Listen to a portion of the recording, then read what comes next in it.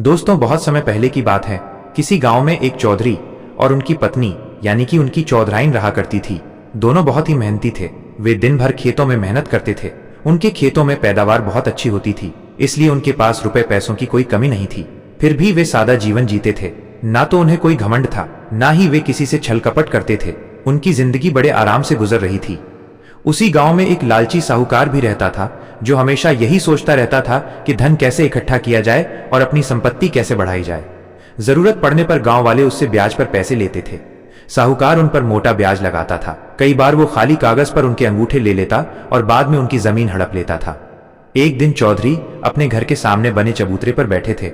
उनकी पत्नी पड़ोस के घर में गीत गाने गई थी, क्योंकि वहां शादी थी, इसलिए चौधराइन को गीत गाने के लिए बुलाया गया था। चौधरी का घर में अकेले मन नहीं लग रहा था, सो अपनी पत्नी का इंतजार करने के लिए चबूतरे पर बैठ गए। उसी समय लालची साहूकार उनके घर के सामने से गुजरा। वो किसी से लगान वसूल करने जा रहा था। अब उसने चौधरी को बैठे देखा तो मन ही मन में जल भुन गया। उसका कारण ये था कि वे नगर के राजा के अलावा किसी को भी अपने से अधिक धनवान नहीं देख सकता था, और चौधरी की संपत्ति उससे किसी भी मायने में कम नहीं थी। इसलिए साहूकार चौधरी को देखकर हमेशा जल भुन जाता था। उसके मन में एक योजना बनाई और चौधरी के पास पहुंचकर जोर जोर से कान दबाकर चीखने लगा, हाय मैं मर गया, हाय मैं मर गया। चौधरी उसके पास गए और पूछा, साहूकार जी क्या हुआ, क्या आपको कोई तकलीफ है? साहूकार ने कहा, भाई जरा देखो, मेरे कान में कोई कीड़ा घुस गया है और अंदर ही अंदर काट रहा है, जिससे मुझे असहनीय दर्द हो रहा है। जैसे ही चौधरी ने साहूकार के कान में देखा, साहूकार ने उसका हाथ पकड़ लिया और जोर जोर से चीखने चिल्लाने लगा। साहूकार की चीख सुनकर गांव के सभी लोग वहां इकट्ठा हो गए। चौधरी हैरान थे कि आखिर हुआ क्या। साहूकार ने लोगों से कहा, भाइयों, ए चौधरी ने मेरा कान चुरा लिया है। ये सुनकर गांव वाले हैरान रह गए। भला कान की चोरी कैसे हो सकती है? उन्होंने साहूकार को समझाया, साहूकार जी, आपका कान तो अपनी जगह पर है, चोरी कैसे हो गया? साहूकार ने कहा, अरे मूर्खों, तुम्हें नहीं दिखता, ये तो भगवान ने दिखावे के लिए बनाया है। असली सुनने वाला कान इसके अंदर होता है, और वही इस चौधरी ने चुरा लिया। मेरे कान में कीड़ा घुस गया था, सो मैंने इसे दिखाने को बुलाया, लेकिन इसने मेरा कान ही चुरा लिया। ये सुनकर चौधरी परेशान हो गए। उन्होंने कहा, साहूकार जी, मैंने आपका कान नहीं चुराया। आप मुझ पर गलत इल्जाम लगा रहे हैं, क्योंकि कान कोई कैसे चुरा सकता है? लेकिन साहूकार चिल्लाता रहा। गांव वाले असमंजस में थे कि क्या करें, क्योंकि वे जरूरत पड़ने पर साहूकार से ही मदद मांगते थे। इसलिए उन्हें डर था कि अगर साहूकार को कुछ कहा तो वे दोगुना ब्याज वसूलेगा या पैसे देने से मना कर देगा। इसलिए उन्हें वही करना था जो साहूकार कहता था। अगर साहूकार दिन को रात कहे तो उन्हें भी रात कहना पड़ता था। गांव वाले चौधरी से बोले, भाई साहूकार का कान लौटा दे, नहीं तो अच्छा नहीं होगा। ये हमारे अन्नदाता हैं, तुम्हारी हिम्मत कैसे हुई इनके कान चुराने की? पड़ोसियों की ऐसी मूर्खतापूर्ण बातें सुनकर चौधरी हैरान रह गए। उस समय तमाशों की भीड़ में नगर का राजा भी खड़ा था। दरअसल राजा भेष बदल के अपने नगरवासियों के सुख दुख जानने के लिए अक्सर घूमते थे। उस दिन जब वे घूम रहे थे तो उन्हें भीड़ दिखी और माजरा समझने के लिए वहां खड़े हो गए। उन्होंने शुरू से अंत तक सब सुना, लेकिन कुछ बोले नहीं। वे देखना चाहते थे कि चौधरी इस मुसीबत से कैसे निकलते हैं। अब साहूकार ने सभी गांव वालों को अपनी बात पर राजी कर लिया, तो उसने चौधरी से कहा, देखो चौधरी, या तो मेरा कान लौटा दो या उसकी कीमत दे दो। चौधरी ने पूछा, आपके कान की कितनी कीमत है? साहूकार बोला, मेरे कान की कीमत 200 सोने के सिक्के हैं। मुझे सिक्के दे दो तो मैं तुम्हें बख्श दूंगा। भीड़ में सबसे बुजुर्ग गांव के सरपंच थे, सो सब उनकी ओर देखने लगे कि शायद वे कोई सही निर्णय लें। लेकिन सरपंच भी साहूकार से डरते थे। डर के मारे वे चौधरी से बोले, भाई चौधरी, साहूकार का कान लौटा दो, नहीं तो परिणाम भुगतना पड़ेगा। चौधरी हैरान और परेशान थे। अब उन्होंने भीड़ को साहूकार की हाँ में हाँ मिलाते देखा तो उन्होंने कुछ सोचा और सरपंच से बोले, सरपंच जी, मैं अपनी गलती मानता हूं। ये हमारा पुश्तैनी धंधा है। हम लोगों के कान चुराते हैं और जब बहुत सारे कान इकट्ठे हो जाते हैं तो विदेश में अच्छी कीमत पर बेच देते हैं। हमारे देश के कान वहां अच्छे दामों में बिकते हैं। फिर गंभीर होकर के बोले, मैं साहूकार का कान लौटा दूंगा, लेकिन एक समस्या है। सबने हैरानी से पूछा, क्या समस्या है? चौधरी बोले, मैंने अभी अभी साहूकार का कान चुराकर अपने भाई को दे दिया। वो उसे भंडार गृह में रखाया है, वहां ढेर सारे कान हैं। मैं साहूकार का कान कैसे पहचान कर लाऊं? एक उपाय है, अगर साहूकार अपना दूसरा कान काट करके दे दे तो मैं इसे जोड़े का कान ढूंढ के लौटा सकता हूं। गांव वाले अब चौधरी की हाँ में हाँ मिलाने लगे। हाँ साहूकार जी, अपना दूसरा कान काट करके दे दो ताकि चौधरी आपके कान का जोड़ा लौटा दे। ये सुनकर साहूकार हक्का बक्का रह गया। वह गिड़गिड़ाने लगा, नहीं, मैं अपना दूसरा कान नहीं काटूंगा, मुझे कोई कान नहीं चाहिए, मैं एक कान से ही काम चला लूंगा। लेकिन चौधरी अड़ गए, नहीं साहूकार जी, मुझे पछतावा है कि मैंने आपका कान चुराया। मैं तौबा करता हूं कि अब और किसी का कान नहीं चुराऊंगा, इसलिए आपका कान मुझे लौटना है, जल्दी दूसरा कान दीजिए। साहूकार के चेहरे पर हवाइयां उड़ने लगी। उसने कहा, भाइयों, मैं इस चौधरी को अपना कान नहीं दूंगा, क्या पता ये मेरा दूसरा कान भी ले जाए और पहला भी ना लौटाए, फिर मैं दोनों कानों से वंचित रह जाऊंगा। नहीं, मैं कान नहीं दूंगा। अब चौधरी मजाक करने लगे। उन्होंने कहा, साहूकार जी, एक उपाय है, अगर आपको मुझ पर भरोसा नहीं तो मेरे साथ चलिए और अपना कान पहचान करके ले आइए। साहूकार अपनी चाल में फंस चुका था। वो किसी तरह चौधरी से पीछा छुड़ाना चाहता था, लेकिन चौधरी तैश में आ गए। उन्होंने कहा, साहूकार, या तो सच बोल दो या तो मैं तुम्हें राज दरबार में घसीट लूंगा। साहूकार ने हाथ जोड़ करके कहा, भाइयों, मुझे नहीं पता था कि चौधरी से पंगा लेना इतना भारी पड़ेगा।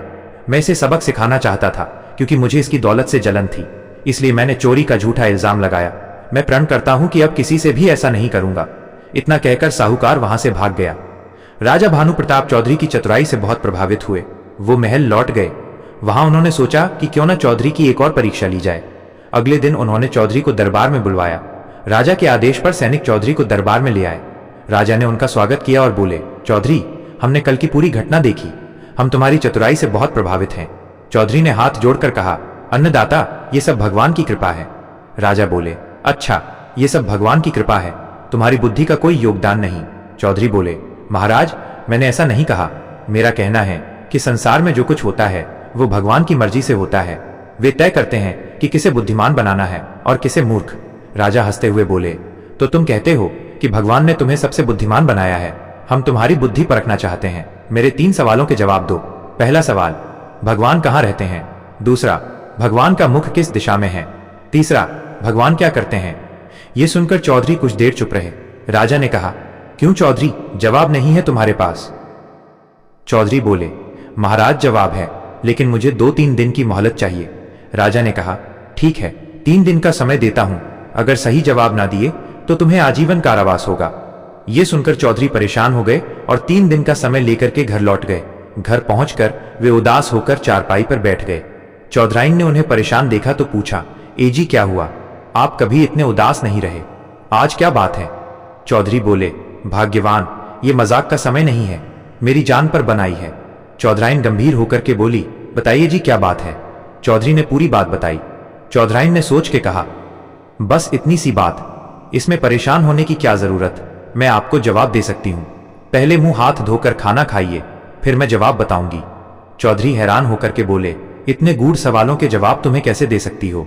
चौधराइन हंसी और बोली, आप जानते हैं, मैं भगवान कथा और सत्संग में जाती हूं। मेरी भगवान से गहरी आस्था है, मैंने विद्वानों की बातें सुनी है।